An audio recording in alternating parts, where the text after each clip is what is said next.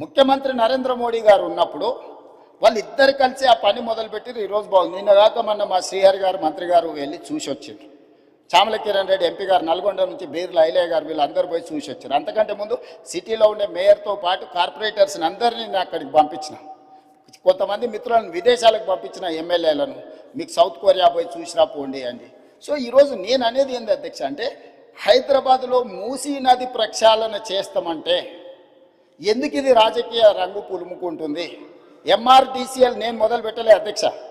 నిన్నగాక మొన్న సిరిసిల్ల ఎమ్మెల్యే గారు చెప్పారు, మూసీ రివర్ డెవలప్మెంట్ కార్పొరేషన్ లిమిటెడ్ని మేమే ప్రారంభించినాము అన్నారు. అవును, మీరే ప్రారంభించారు, ప్రణాళికలు మీరే చేసారు, మీరు అర్థాంతరంగా వదిలేసారు. మేము ఇప్పుడు దాన్ని కొనసాగిస్తామంటున్నాం. మీరు మొదలుపెట్టినప్పుడు 10,000 కుటుంబాలను మేము బుల్డోజ్ చేసి కొట్టేస్తామని మీరు మాట్లాడింది సభలో ఉంది. ఆనాటి మాజీ ముఖ్యమంత్రి గారు ఈ రోజు ఉన్న 2016లో వాళ్ళే బఫర్, మూసీ నది పక్కన 50 మీటర్ల బఫర్ జోన్ కూడా వాళ్ళే నిర్ణయించారు. ఆ రోజు మేము నిర్ణయించలే. ఈ రోజు మేము అమలు చేస్తామంటే మీకున్న అభ్యంతరం ఏంది? ప్రభుత్వం అధికారికంగా కార్యక్రమాన్ని ఏర్పాటు చేసింది. అయ్యా, దీన్ని ముందు కొనసాగించడానికి ఏం చేయాలో మీరు సలహాలు సూచనలు ఇవ్వండి, ప్రభుత్వం ఆమోదిస్తుందని. సలహాలు సూచనలు ఇవ్వడానికి రాలేదు. ఆన్లైన్లో పెట్టినాము. ఆన్లైన్లో పెట్టినప్పుడు దాన్ని చూసి ఏం సలహాలు ఇస్తారో ఇవ్వండి. ఆపాలనే ఆలోచన తప్ప మీరు ఏ సూచన అయినా చేయండి. ఈరోజు మూసీ నది ప్రక్షాళన అత్యవసరము. నల్గొండ జిల్లా ప్రజల్ని ఒకసారి గుర్తు చేసుకుంటే ఎవ్వరు కూడా దీన్ని ఆపే ప్రయత్నం చేయరు. ఈరోజు రంగారెడ్డి జిల్లా హైదరాబాదులో ఉండే కాలుష్యము, పరిశ్రమలు, శవాల కలేబరాలు, మనుషుల శవాలతో సహా కొట్టుకుపోయి నల్గొండకు ప్రాణాంతకంగా తయారైంది అధ్యక్ష. నేను నవంబర్ 8, 2025 నాడు 2024 నాడు అక్కడికి వెళ్ళి 2024 నవంబర్ 8 రోజు నేను పోయి పాదయాత్ర చేస్తే ఆ ప్రాంతంలో మహిళలు వచ్చి చాలా ఆవేదన భరితమైన అంశాలు నా దృష్టికి తీసుకొచ్చారు. కొత్తగా పెళ్ళి అయితే పిల్లలు ఎవరు ఆ ప్రాంతంలో ఉండడం లేదు, అక్కడ పండించిన పంటలు తిన్నా, అక్కడ బోర్లలో నీళ్లు తాగినా పుట్టబోయే పిల్లల మీద విపరీతమైన ప్రభావం చూపిస్తుందని చెప్పి మహిళలు వచ్చి చెప్పినప్పుడు నేను ఆలోచన చేసిన అధ్యక్ష, వీళ్ళకు విముక్తి కలిగించాలి కదా, మనకు అవకాశం వచ్చినప్పుడు ఒక మంచి పని చేయాలి కదా, ఆ మంచి పని చేయడానికి మనం ప్రయత్నం చేయాలి కదా అని ప్రణాళికలు రచించినాం అధ్యక్ష. ఆ ప్రణాళికలలో మీరు అందరు చదువుకున్నోలే కదా, ఆడ డాక్టర్లు ఉన్నారు, మేధావులు ఉన్నారు, చాలా సంవత్సరాలు ప్రజల కోసం పనిచేసిన అని చెప్పుకునే వాళ్ళు ఉన్నారు. మీరు చదవండి డాక్యుమెంట్లో, మీరు సజెషన్ ఇవ్వండి. ఆపాలనేది కాకుండా ముందుకు వెళ్ళడానికి అవసరమైన మీ సలహాలు ఇవ్వండి. మీరు సలహాలు ఇస్తే మాకు అభ్యంతరం లేదు, ఆ సలహాలను మా ప్రభుత్వం స్వీకరిస్తుంది. అంతే తప్ప మేము చెయ్యలేము, మేము ఆపేస్తామనే విధానము ఎవరికి మంచిది కాదు. దయచేసి చైర్మన్ సార్, మీ ద్వారా ప్రధాన ప్రతిపక్షానికి నా సూచన ఒక్కటే, మీరు ఏం సలహాలు ఇస్తారో ఇవ్వండి, నిరభ్యంతరంగా మేము వాటిని స్వీకరిస్తాం. ప్రజలకు ఉపయోగపడేది ఉంటే 100% వాటిని అమలు చేస్తాం. మీరు ప్రాజెక్టును ఆపాలన్న ఆలోచన నుంచి బయటకు వచ్చి రాజకీయ ప్రయోజనము, రాజకీయ కక్షని పక్కన పెట్టేసి మీరు ముందుకొచ్చి ఏమైనా సూచన చేయండి. ఈ ప్రభుత్వం ఓపెన్ మైండ్తో ఉంది. ఒకవేళ నన్ను కలవడానికి మీకు అభ్యంతరం ఉంటే మా శ్రీధర్ బాబు గారు రంగారెడ్డి జిల్లా ఇన్ఛార్జ్ మినిస్టర్, పొన్నం ప్రభాకర్ గారు హైదరాబాద్ ఇన్ఛార్జ్ మినిస్టర్, ఆ మంత్రులతోనూ కమిటీ వేస్తా.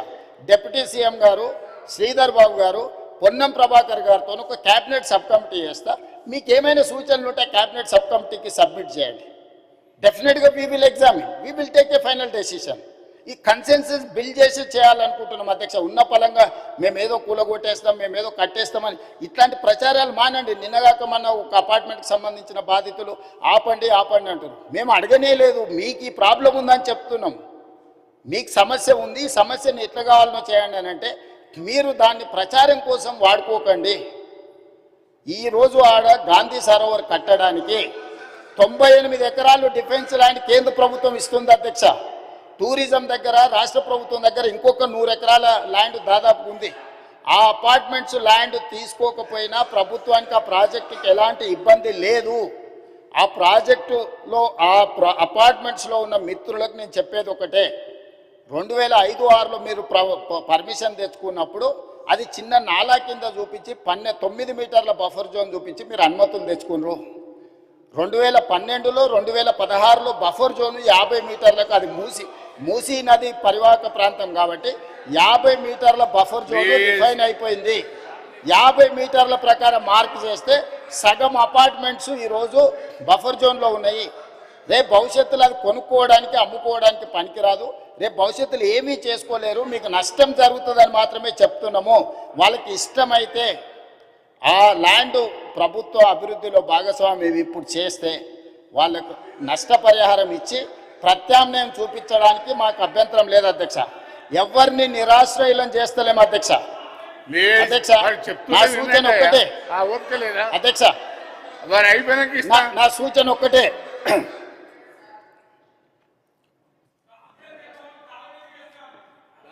అదే చైర్మన్ సార్, మూసీ పరివాహక ప్రాంతంలో ఉన్న ఎవరైతే నివసిస్తున్నారో తమరి ద్వారా రాష్ట్ర ప్రభుత్వం ఇస్తున్న మాట, ఎవరిని నిరాశ్రయులను చెయ్యము, పునరావాసం కల్పిస్తాము. నిరాశ్రయులను చేసి వీధిలో పడేయడం వేరు, అభివృద్ధిలో భాగంగా నష్టపోతున్న వాళ్ళకు పునరావాసం కల్పించడం వేరు. రాష్ట్ర ప్రభుత్వం ప్రతి ఒక్కరికి పునరావాసం కల్పిస్తుంది, మెరుగైన జీవన విధానానికి అవసరమైన ప్రమాణాలను పెంచుతుంది, విద్య వైద్యాన్ని అందిస్తుంది, మహిళా సంఘాలకు వ్యాపారం చేసుకోవడానికి అవసరమైన ఆర్థిక సహాయాన్ని అందిస్తుంది. ఎవరిని కూడా నిరాశ్రయులను చెయ్యము. తమరి ద్వారా ఆ నిర్వాసితులని వీళ్ళు ఏదైతే వాళ్ళని ఉసిగొల్పుతున్నారో వాళ్ళకి నేను మాటిస్తున్నా అధ్యక్ష, ఏ ఒక్కరికి కూడా నష్టం చెయ్యము. మీకు మెరుగైన వసతులను ఏర్పాటు చేసి మిమ్మల్ని తరలిస్తాము.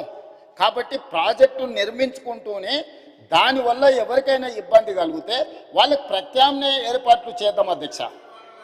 మీరు స్పష్టంగా సభ్యులందరూ కూడా మీరు చెప్పండి అధ్యక్ష.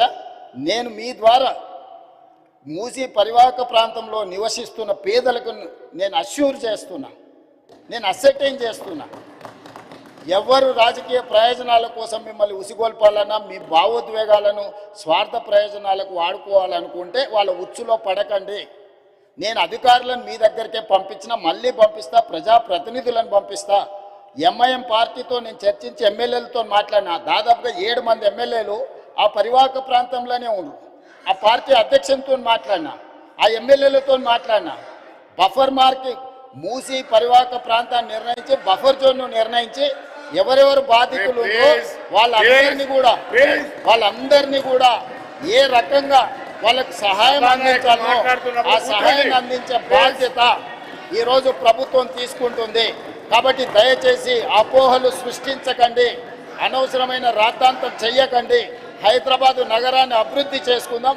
సభ్యులు ఒక మంచి ప్రశ్న అడిగినారు, అందుకే సుదీర్ఘంగా తమరి ద్వారా నగర ప్రజలకు రాష్ట్ర ప్రజలకు వివరించే అవకాశం కల్పించినందుకు తమరికి ధన్యవాదాలు తెలియజేస్తున్నా అధ్యక్ష.